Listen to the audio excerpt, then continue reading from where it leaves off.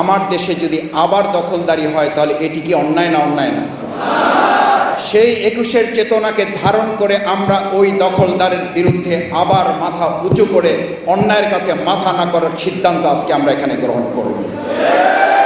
এই দেশে যদি আবার চাঁদাবাজের কোনো সংস্কৃতি কেউ চালু করতে চায় তার বিরুদ্ধে অন্যায় হিসাবে চিহ্নিত করে এটার বিরুদ্ধেও আমরা মাথা উঁচু করে 21 থেকে শিক্ষা নিয়ে তাকেও আমরা প্রতিরোধ করব।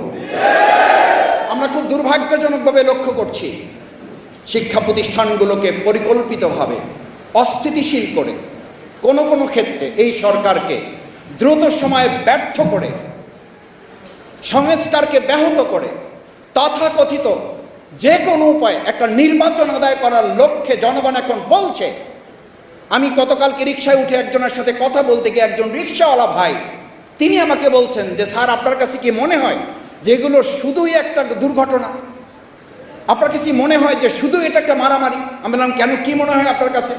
বললো যে স্যার এটা আমরা তো নিজেরা যখন এক জায়গায় বসে আলোচনা করি আমাদের কাছে মনে হয় এই সমস্ত বিশৃঙ্খলাগুলো করার মূল লক্ষ্য হচ্ছে সংস্কারকে ব্যাহত করে তথাকথিত একটা নির্বাচন দ্রুত করার মধ্য দিয়ে কেউ কেউ ক্ষমতায় যাওয়ার জন্য একটা দুঃস্বপ্ন বাস্তবায়ন করতে চায়।